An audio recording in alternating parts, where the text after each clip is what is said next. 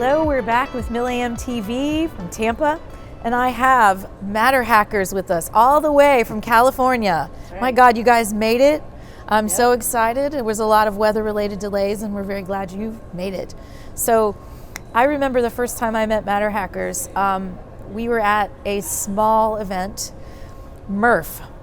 Midwest oh my goodness. Rep Forum. Wow. This is the nerdiest of the nerdiest of the nerdiest events for makers. It was amazing. Yes, it was. Absolutely amazing.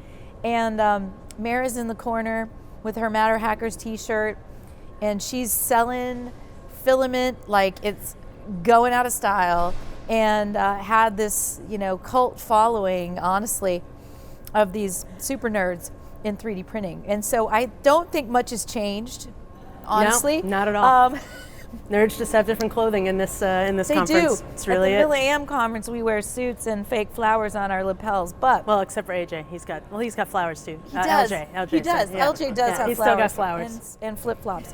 So on the stage, it was awesome. Mm-hmm.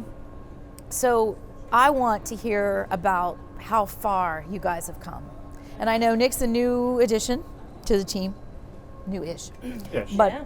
So, Mara, you're the VP of Strategic Partnerships. Yes. And that's a really cool title because it can mean just about anything.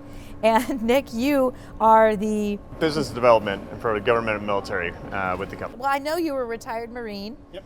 And I've got my notes say that you were the Chief Warrant Officer 3. Yeah, so I retired as a infantry weapons officer, as a Chief Warrant Officer 3. I was running the School of Infantry West as the regimental gunner for the West Coast training cadre of entry-level and leadership pipelines for the Marine Corps. And so, going out of there and then finding a fantastic opportunity with MatterHackers, and I know Mara will get into it, and I'll kind of elaborate on it a little bit and share that story with the audience. Well, I think we should get into it.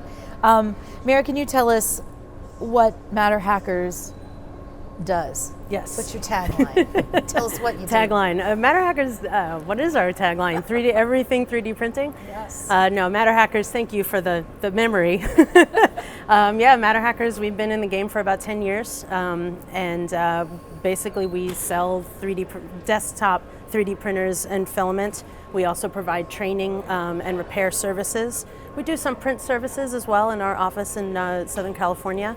But mostly at this point, we're providing these sort of full solution packages to schools, to businesses, and to the military of whichever desktop 3D printer is going to suit your needs, all the materials and the repair maintenance parts that you're going to need to keep that printer going, and then also the training and support and repair services, which we're able to do virtually or in person now. That's kind of what we've been working on this year. What a service, because I remember back in the day, not so long ago, just a few years ago, where, even if you're on base, right, and actually you're probably the poster child for this, you couldn't get materials, right? You had to buy off Amazon or do some jujitsu to get something. But having a qualified on the schedule, the GAO schedule, having you guys qualified to sell that into the military was like really important, and it took a dang long time to get that done. We learn as we go. Yeah, but MatterHackers, we do have a GSA contract. We have had a contract with NAVAIR for the past 3 years. We've got 2 years left where we've been supplying them with their 3D printers and materials, the Ultimakers, which are now going to the schoolhouse in Danville. They've been deployed with training across the country to MALS units.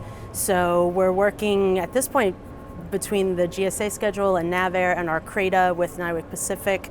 We're kind of working with all of the different services in whatever capacity they need to fill those gaps for desktop printers, which are great for taking with you, for printing at the point of need.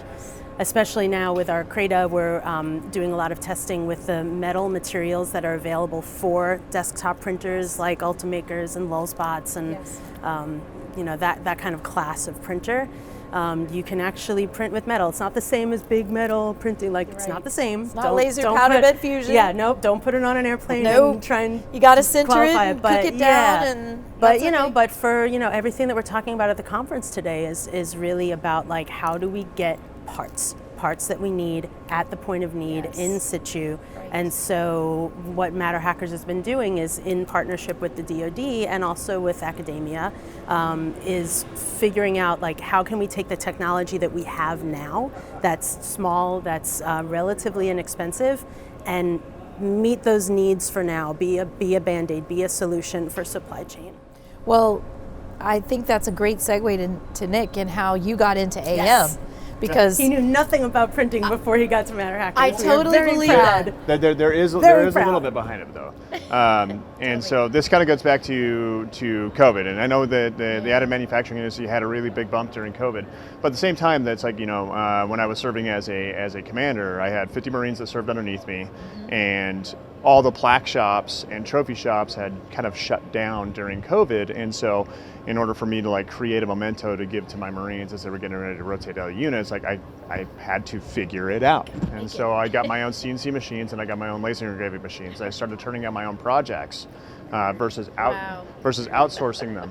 And so perhaps, maybe just a little bit. I dabble. I dabble. Sure. And so those things kind of prompted my introduction into to subtractive manufacturing. I'd done welding and a few other things like years before I joined the Marine Corps. And it pains me because it's like now looking at this in retrospect, after I've gotten from laser engraving to CNC milling into 3D printing, if I could rewind the clock, and I mentioned this earlier during one of the panels, is if I could rewind the clock like 10 years and take what I know now and implement it into that process flow for sustainment and continuous operations, and granted, never in a position where there was like interrupted logistical supply chains unless you're sitting on a amphib ship out in the middle of the Pacific Ocean and you're not going to get a resupply for another 3 weeks, or your next port call is 4 weeks away. And having a capability to rapidly produce a part or component or something on demand at the point of need is huge. And I really wish I could rewind the clock on that. So, well, we're here now in MilAM. We are here now, and so we're sharing information and data and and love and all kinds of things to get what you're talking about done. So, tell me about your journey with the skill bridge and some of the other things you've done. And so, as I got ready to transition out of the service and retire, I was exploring options, and it just so happened that the CFO and the COO, their kids went to the same school that my kids did. Struck up a conversation in the lobby of Bella Montessori one day and said, "Hey, tell me what MatterHackers is all about." And so just a little conversation turned into, "Oh, well, I do CNC machining and milling out of my garage and laser engraving." And it's like, MatterHackers sold those things. It's like, that prompted the first conversation. I got introduced to Mara. I let Mara know about a program called SkillBridge, and I've worked with Josh Kramer at America Makes quite a bit about the SkillBridge program. And so SkillBridge is a fantastic opportunity for individuals who are transitioning out of the service to take up to 6 months to partner with a private entity to learn not military skills and learn how to rehumanize themselves before they get put back out into the private sector. And so, and the way that I'd like to equate that is love the Department of Defense, but it is designed to win wars. It is not designed to turn profit. Right. Whereas the private sector is designed to turn profit. Right. And so, and that's kind of where my inject point was, is like, as I get ready to, you know, exit the service, I need to learn how to human and not Marine. Yeah. And so MatterHackers has given me a great opportunity to do that, along with my being a universal translator, as I've been often referred to, for Department of Defense jargon for the private sector. And so it's a whole nother language, right, Nick? It is. And you might say the same word that I say, but it will mean something completely different in your world than it does in mine. I found that true. Depends on the context and the inflection and the delivery, you know, all of the things will go into it. Oh my gosh. But Nick was, you know, he came to MatterHackers at the perfect time, because we were really looking at how we can help, how MatterHackers could help with the reskilling and upskilling of everybody, but especially military, especially veterans, and how we're going to address this human capital issue that we have in additive manufacturing. And so, you know, unwittingly, I think Nick was kind of our prototype of, you know, we know how to train people that come to work at MatterHackers, but how do we train people that have never used a 3D printer but like want to make a difference in the industry and want to get into the industry? And so, you know, we kind of developed what that training looked like, and now we're looking to get more people involved, and potentially have MatterHackers become a training house to get veterans and anybody else that wants to get into additive manufacturing, train them up, and then get them out into the industry where we need technicians, where we need people that know how to run and maintain these desktop 3D printers, both in the DoD and also, in schools and major businesses and corporations. And when you think about the education and workforce development, and it's like a lot of those tangible skills that are coming out of service. It's somebody that has great work ethic, that has a clean appearance, that is willing to learn, that is willing to project leadership, that is willing to not say, hey, everything's great in the rose garden, when it's like there's weeds all over the place, and come in and be like, yeah, I'm not afraid to rock the boat a little bit. Be like, we need to adjust. Yeah. We need to adjust to X, Y, and Z in order to cater to this specific audience. It's a great group of folks that often aren't underutilized once they become humans again. Well, I mean, right? Yes and no, because it's like some of those individuals, it's like they're going to come out of the service after their 4, 6, 8, 12, however many years they spent.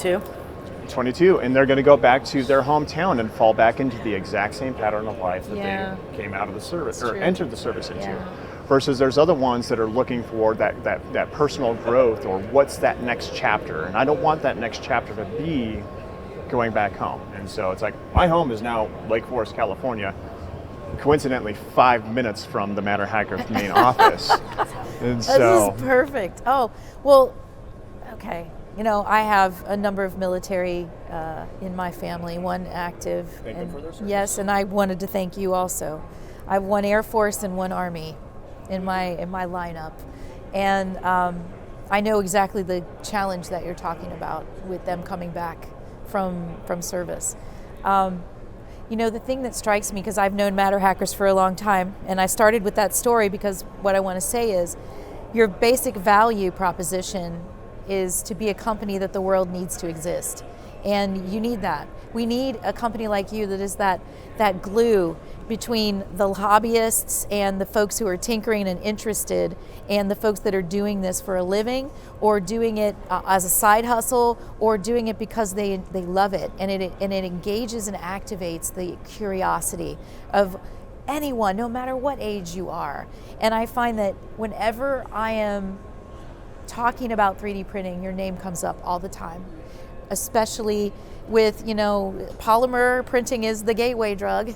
We all know it, right? It is the gateway drug to bigger metal and 3D construction and concrete and all the other fun stuff that we can do in this industry. But I find that you guys at MatterHackers have the servant leadership, heart, that you've been at this from day one, trying to make a difference. And the fact that you found Nick, and Nick found you, and you found Nick, and our whole country's better for it.